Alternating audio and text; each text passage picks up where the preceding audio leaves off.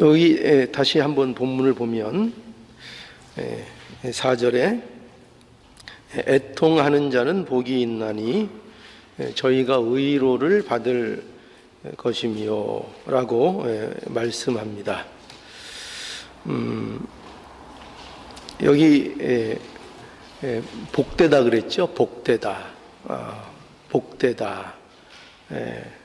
누가 복된가 하면은 애통하는 자가 복이 있다 이렇게 말씀하고 있는 거고요. 그리고 왜 복이 있느냐 하면은 저희에게 의로가 있기 때문이다 이렇게 말씀하고 있죠. 여기에 이 의로는 그냥 뭐 말로만 우리가 이렇게 하는 의로가 아니고 이건 굉장히 이제 구체적인 의로를 얘기합니다. 일종의 구원이라고도 말할 수 있습니다. 그러니까 어떤 어려움 가운데 또 곤란 가운데 우는 가운데 있을 때에 그러한 어떤 환경과 조건 속에서 이렇게 구원해내는 실제적인 구체적인 그 사실 이것을 의로라 이렇게 얘기합니다. 그러니까 말로 이렇게 한마디 때우는 거 얘기하는 거 아닙니다. 그거 아니고 구체적인 사실을 얘기하는 겁니다. 그런데 이 의로가 누구의 의로이냐 하면 누구의 의로일까요?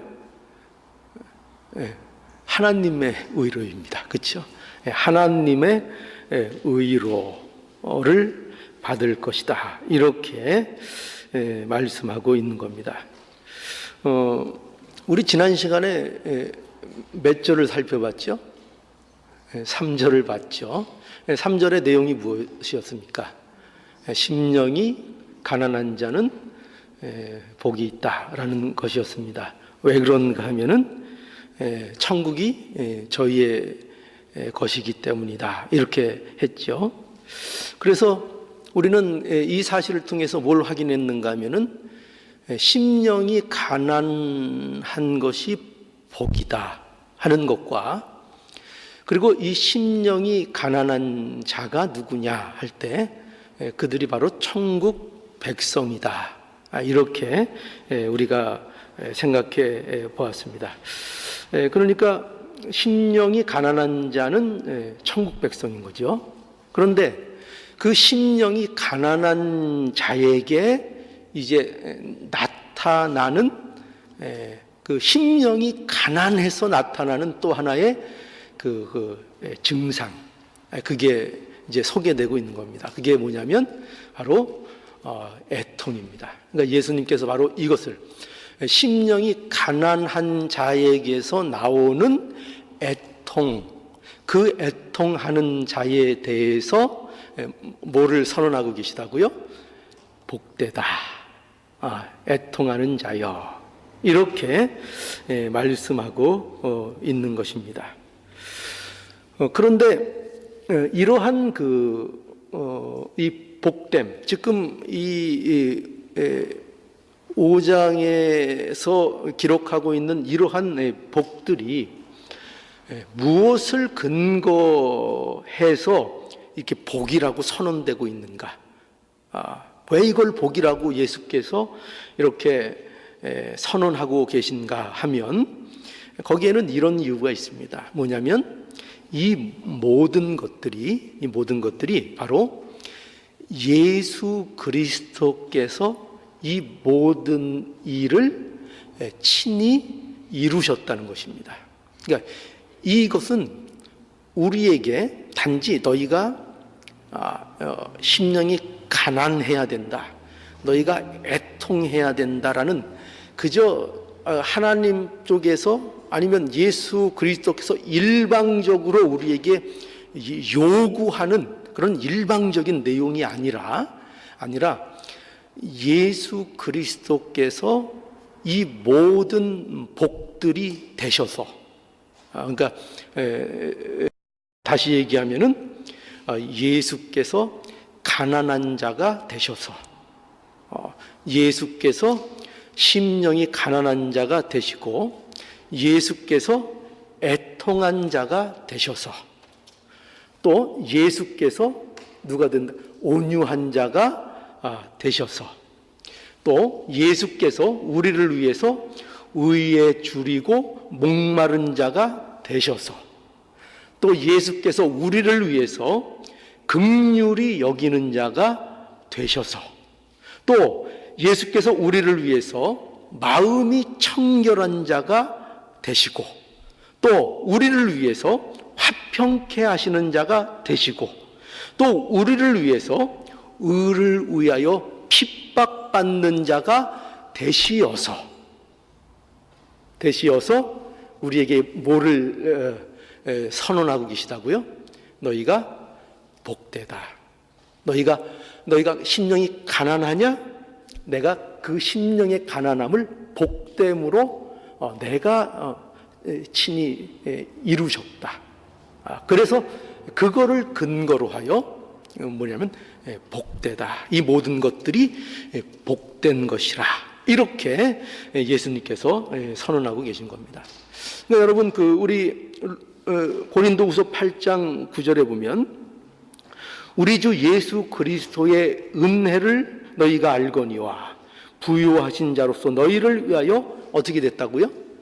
가난하게 되심은 그의 가난을 인하여 너희로 부요케 하려 하심이니라. 그러니까 여기서 말하는 이 부요는 어떻게 보면은 또 심령이 가난한 것 같고 이거 또 반대되는 거 아닙니까? 이렇게 우리가 착각할 수 있는데, 여기서 부요는 이제 하나님의 백성으로서의 그 자리를 얘기하는 겁니다. 그러니까 풍요. 어떻게 그것들이 풍요가 되었는가? 풍요롭게 되는가? 하나님의 백성이 되었다 이거죠. 하나님의 백성이 되었다. 하나님의 백성이 되었다. 그래서 그 모든 일들을 이루시기 위하여 예수님께서 뭘 하셨는가 하면은 가난해지시고 애통한 자가 되신 거예요.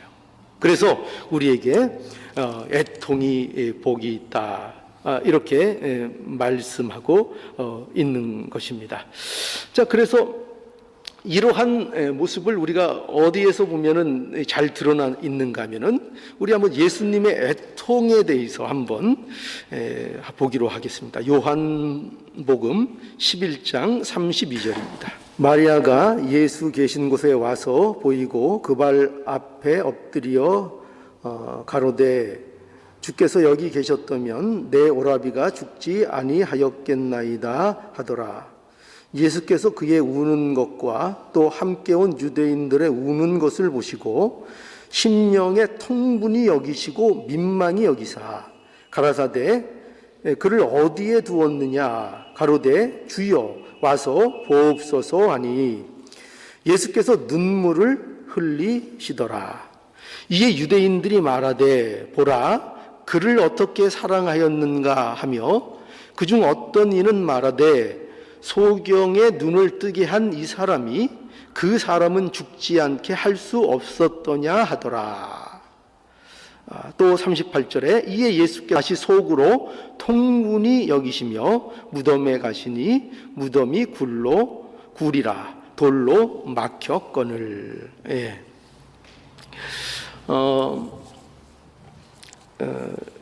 이 사건은 우리가 잘 아는 대로 예수님께서 이 나사로, 그러니까 마리아의 그 오라비인 나사로를 이제 살리신 그 사건이 기록되어 있는 그 본문의 말씀입니다. 그런데 여기에 보면 예수님께서 우셨다라고 말씀하고 있습니다.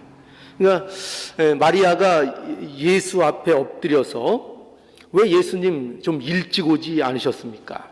내 오라비가 예수님께서 좀 일찍 오셨으면 죽지 않았을 것이라고 이렇게 말하면서 예수님 앞에서 마리아가 울었습니다.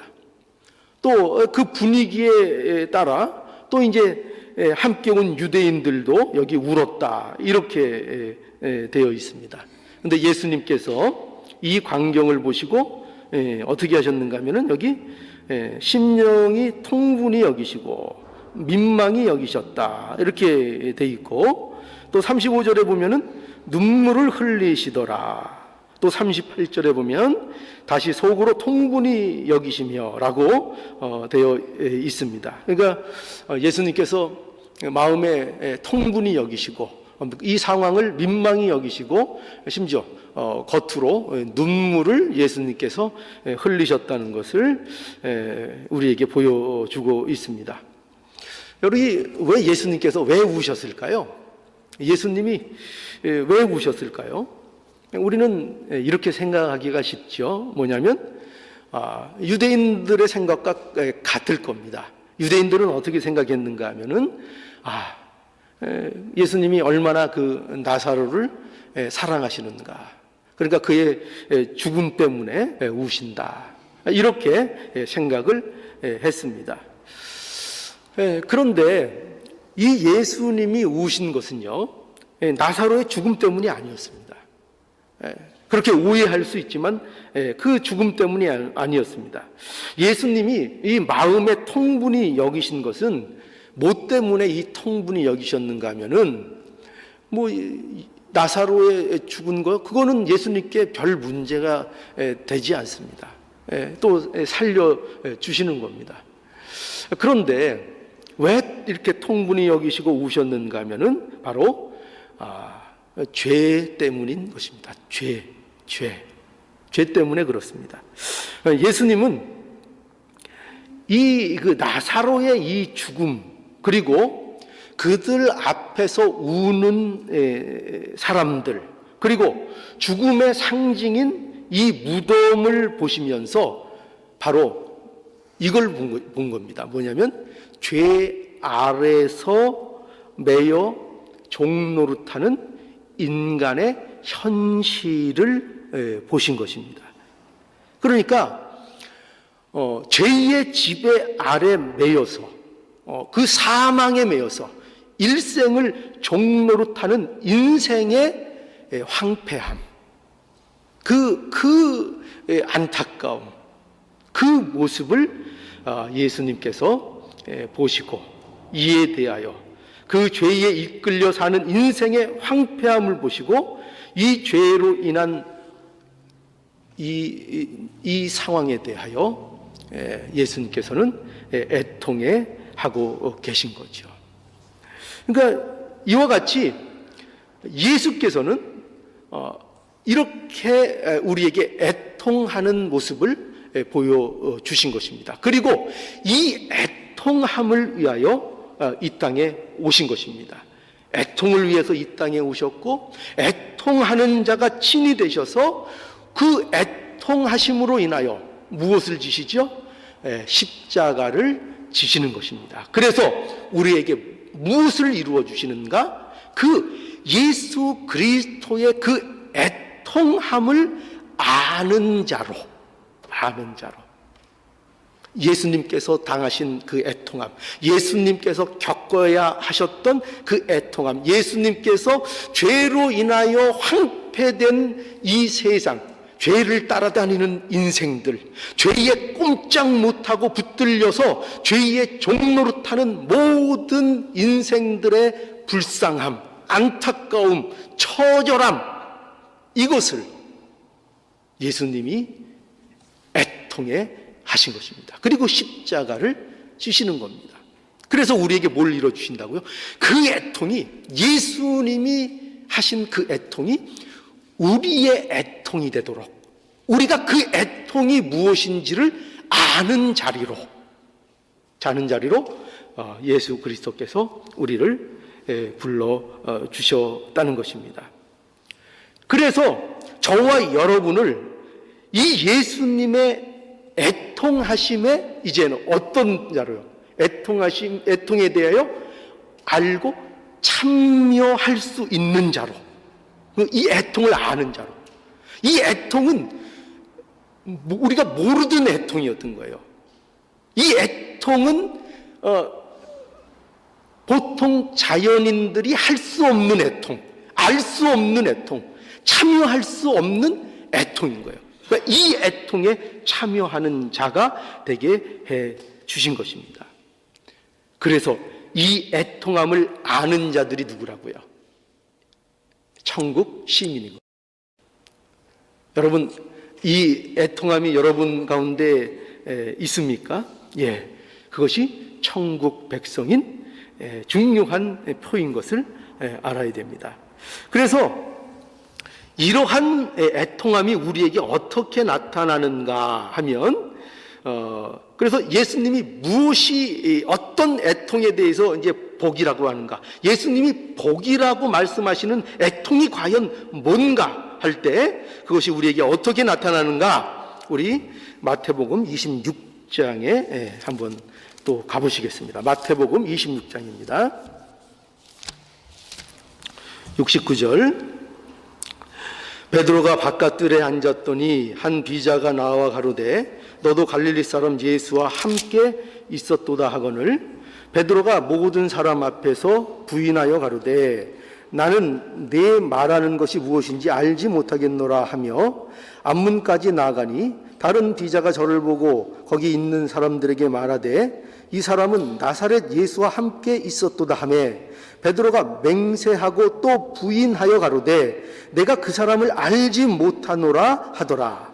조금 후에 곁에 섰던 사람들이 나와 베드로에게 이르되 너도 진실로 그당이라 내 말소리가 너를 표명한다 하거늘 저가 저주하며 맹세하여 가로되 내가 그 사람을 알지 못하노라 하니 닭이 곧 울더라.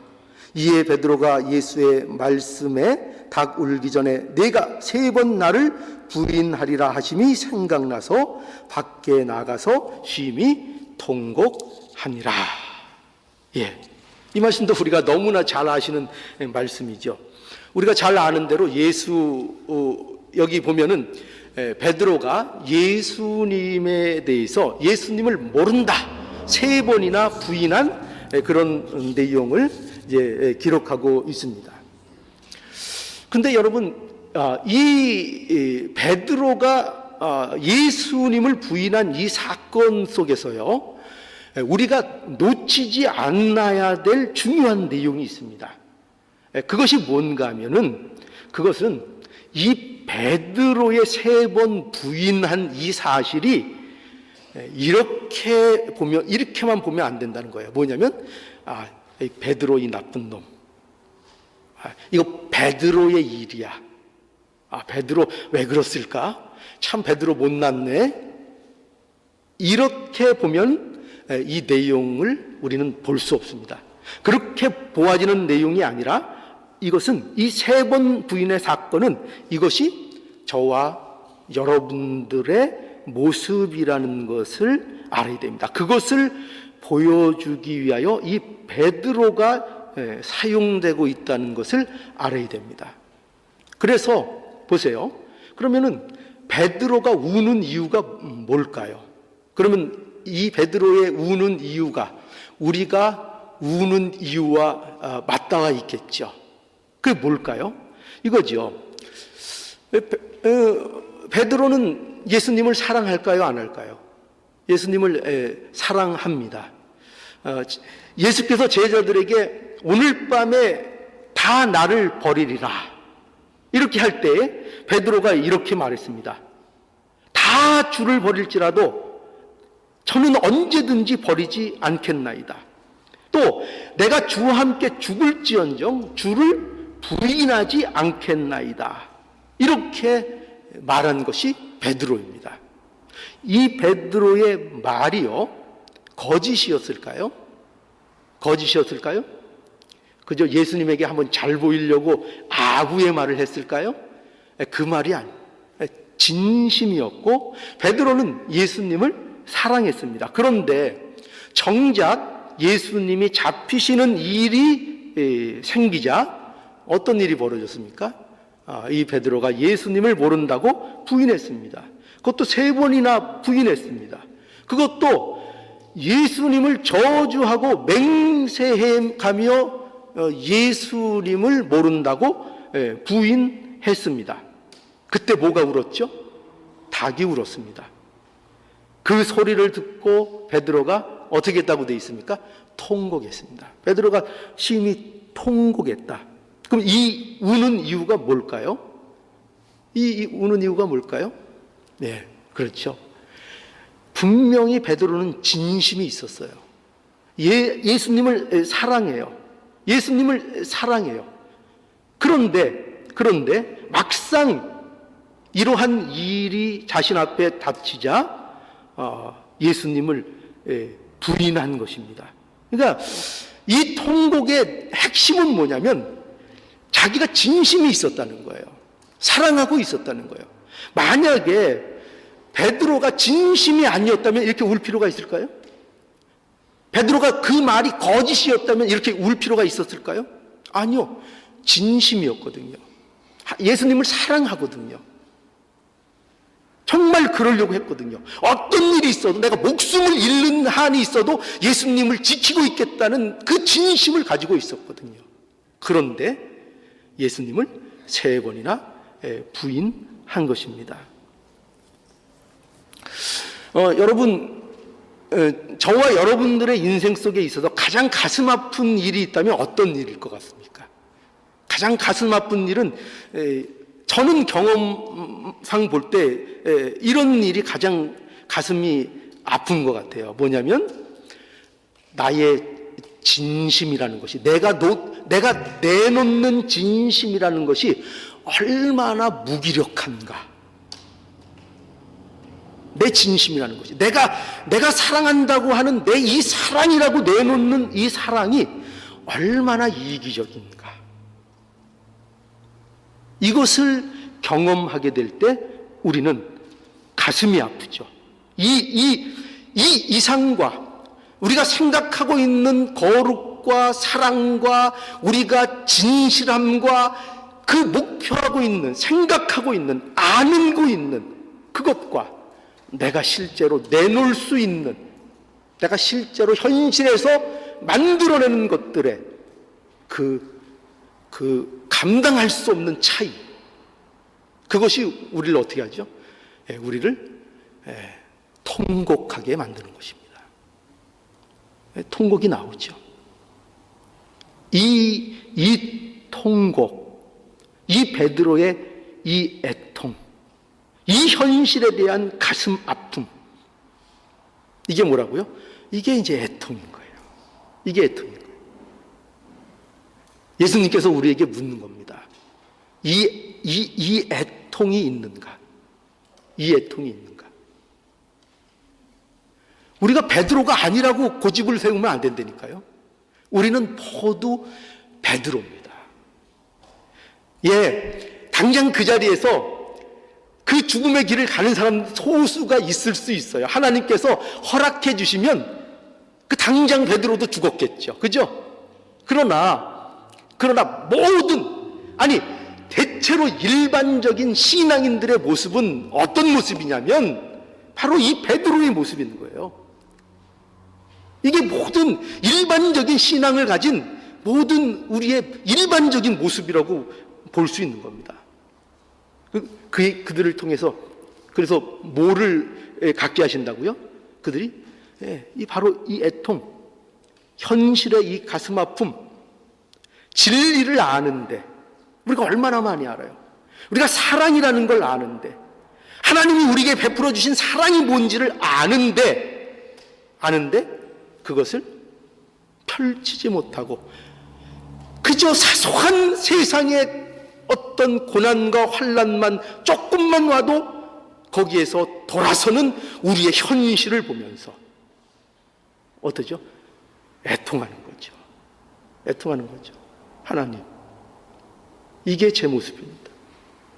그렇게 소리를 치고 그렇게 찬양을 하고 그렇게 기도를 하고 그렇게 금식을 하고 근데 내게 맞대틀어지는 삶 속에 그 조그만 고난과 산 하나를 그 신앙으로 뛰어넘지는 못하죠. 애통하지 않습니다. 현실에 대해서 애통하지 않습니다. 이 애통이 없다는 거예요. 예수님께서는요, 이 애통이 있는 자, 그가 복되다 그러는 거예요. 그가. 이 애통하는 자. 지금 이런 모습을 나무라시는 게 아니에요. 이 애통이 있어야 이것이 우리 모두의 모습인데, 너희가 어떻게 애통이 없을 수 있느냐는 거예요. 어떻게 애통이 없으냐? 너희가 베드로보다 나으냐? 너희가 다윗보다 나으냐? 너희가 바울보다 나으냐? 그들도 그들의 삶 속에 온갖 애통한 흔적들이 차고 넘치는 거예요. 애통하고 있는 거예요. 그런데 애통하지 않죠. 너희들이 애통하고 있는 거예요.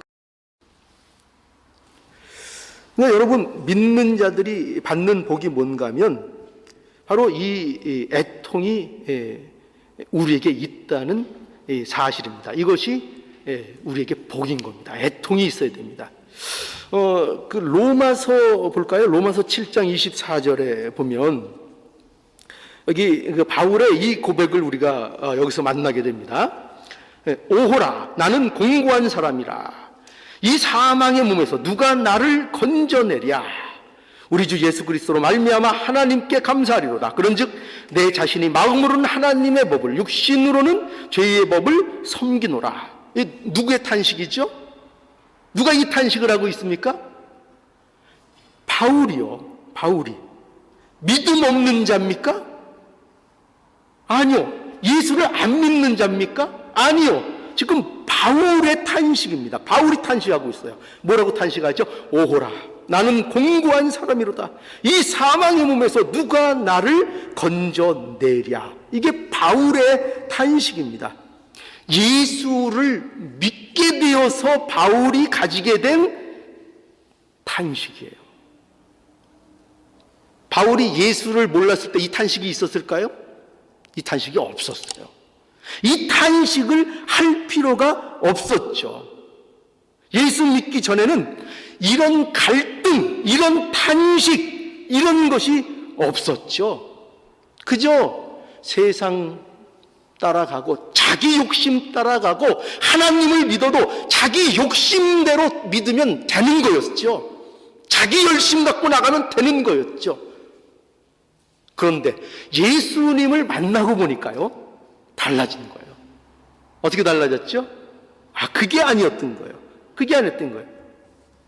예수님을 믿고 보니 자기 자신이 얼마나 자신만만했었는가를 보게 되는 거예요.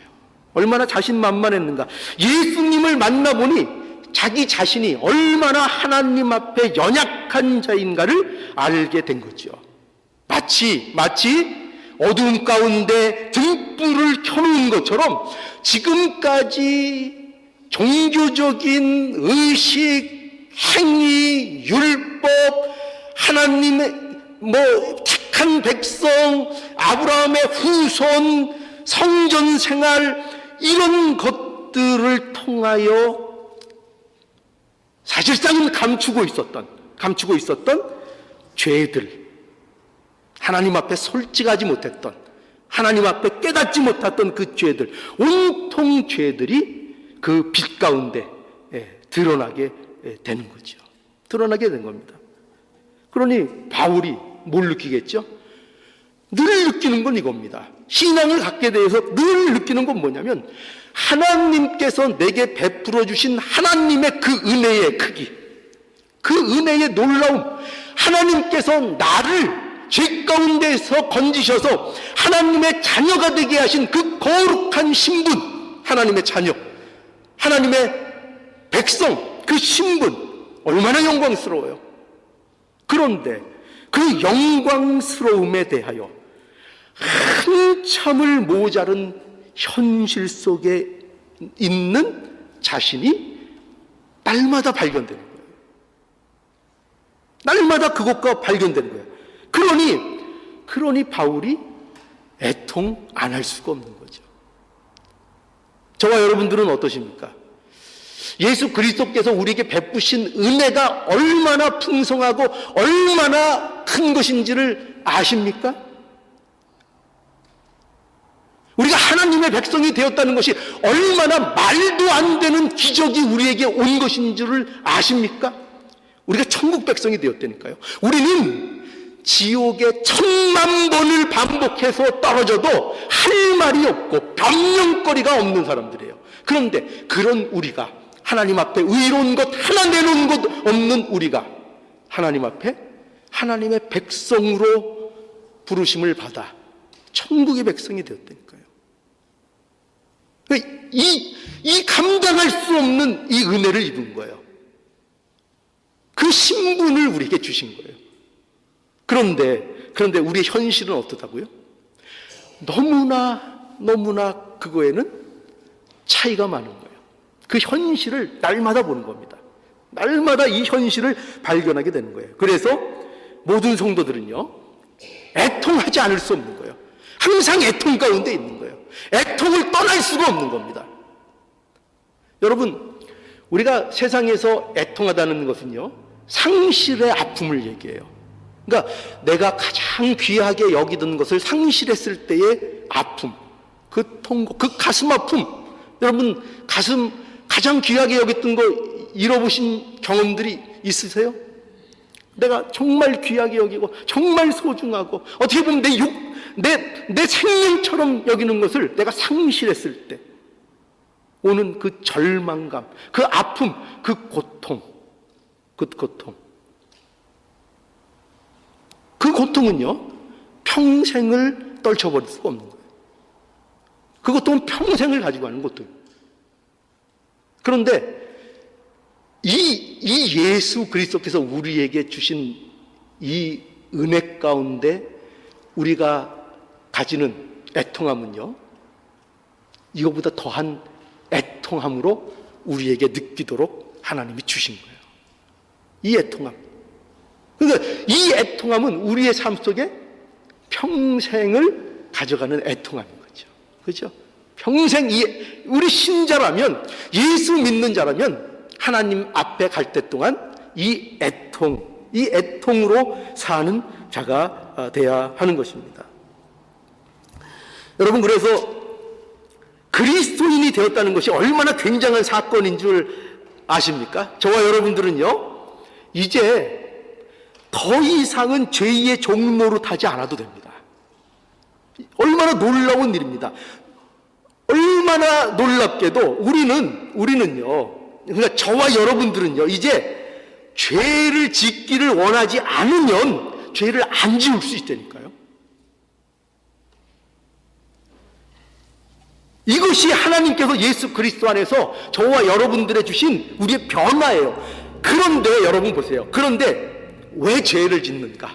그러면 이제 심각해지는 거예요. 이 말씀 때문에 더 심각해지는 거예요. 그럼 왜 죄를 우리가 짓게 되는가 하면, 여러분, 이것은 우리에게 아주 가슴 아픈 사실을 알게 합니다. 그것은 뭐냐면, 왜 죄를 짓게 되느냐?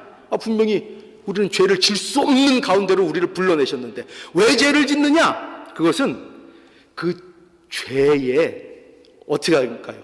그 죄에 우리가 스스로를 내어놓기 때문인 것입니다. 이제 더 이상 우리는 죄에 대해서 지배받는 사람들이 아니라니까요. 죄가 우리를 잡고 있지 않고 죄가 우리의 왕이 아니에요. 그래서 우리는 죄와 얼마든지 싸워서 이길 수 있고, 내가 원하지 않는 죄는 내가 안 지을 수 있어요. 그게 신자에게 주신, 하나님이 예수 그리스도께서 주신 특권이에요. 근데 왜 죄를 짓는지? 왜 죄를 짓죠? 내가 허락하니까. 곰곰이 생각해 보세요. 여러분들이 왜 죄를 짓죠? 여러분들이 그 죄를 허용하는 거예요. 스스로 죄를 짓는 거예요. 하나님께서는 분명히 우리를 생명의 세계로, 영적인 세계로, 빛의 세계로, 은혜의 세계 가운데 우리를 두셔서 더 이상 죄를 안 따라가도록 만들어 놓으셨는데, 우리가 어떻게 한다고요? 우리가 스스로 죄에게 내 자신을 헌납한다니까요. 그래서 죄를 짓는 거예요.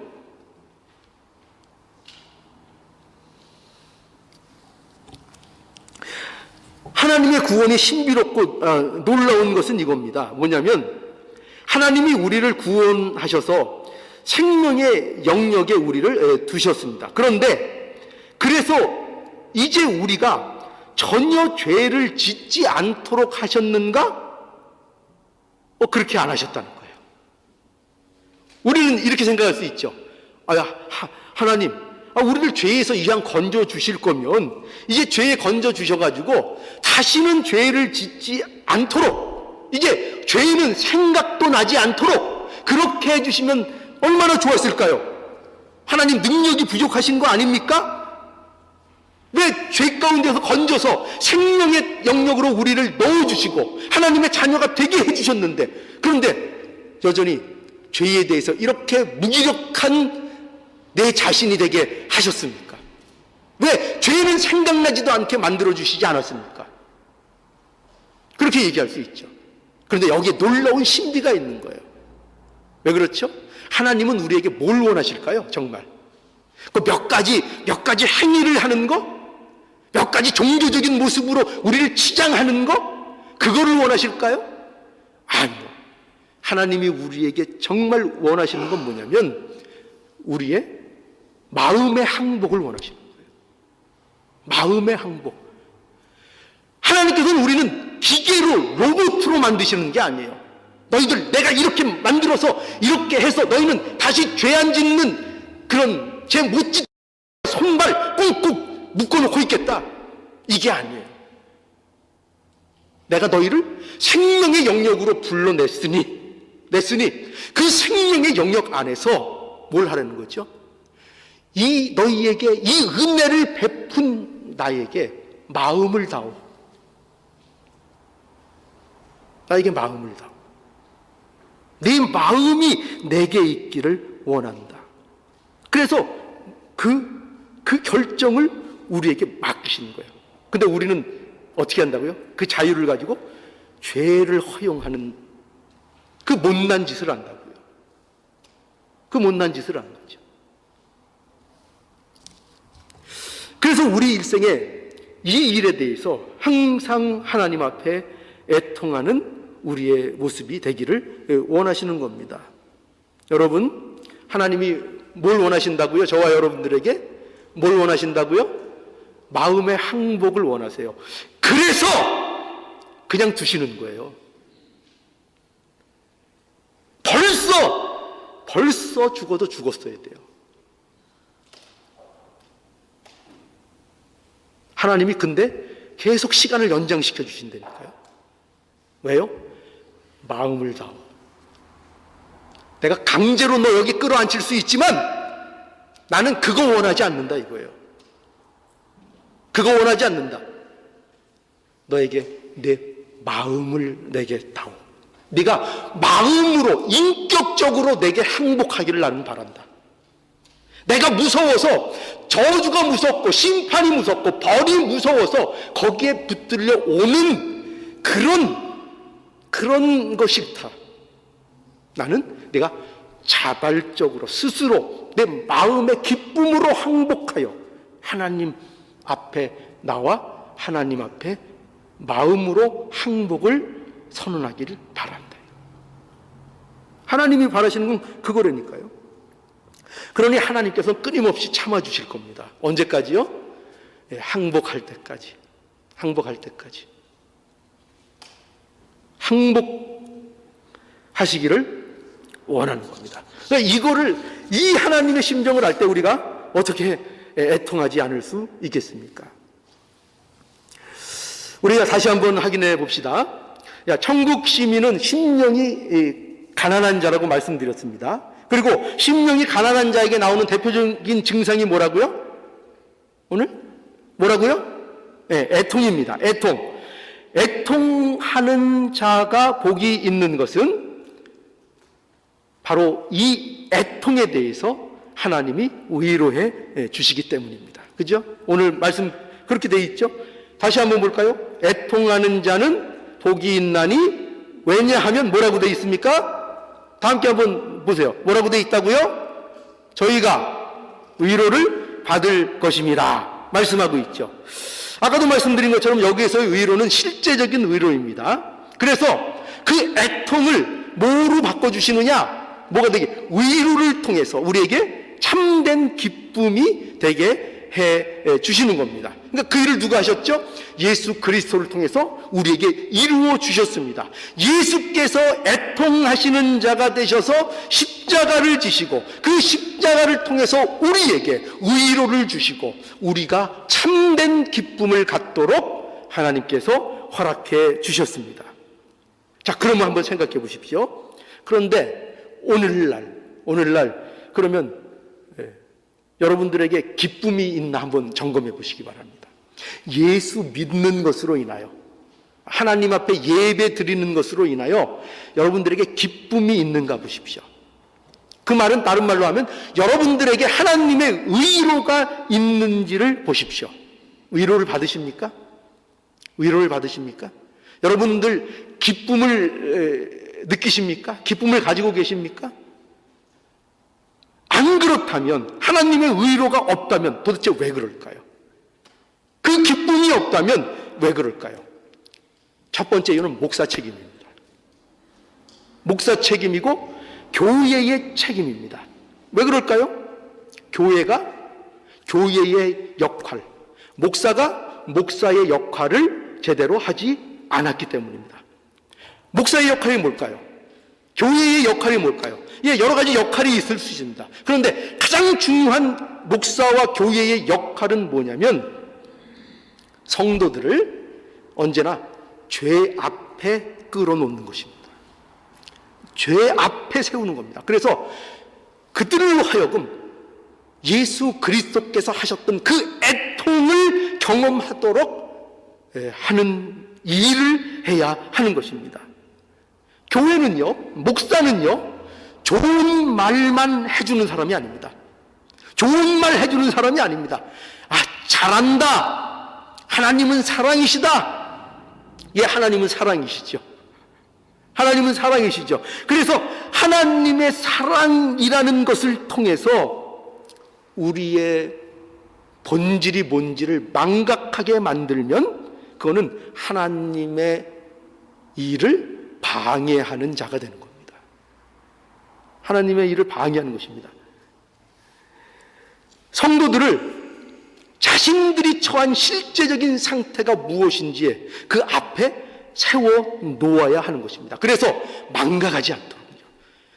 우리가 갖고 있는 현실과 하나님이 우리에게 허락하신 것들과의 그 차이와 우리가 어떻게 애통해야 하는 자들인가를 우리가 늘 잊지 않도록 우리를 이 앞에 세우는 것입니다. 그래서 어떤 제가 보니까 목사라고 하는 사람이 이런 얘기를 하더라고요. 뭐냐면 보니까 좀 자유주의 신학 같은 신학을 하는 그런 목사님 같아요. 제가 보니까. 근데 그 이제 목사님이 이제 글을 쓴 것 중에 하나 보니까 이런 내용이에요. 뭐냐면 교회가 못됐다 이거예요.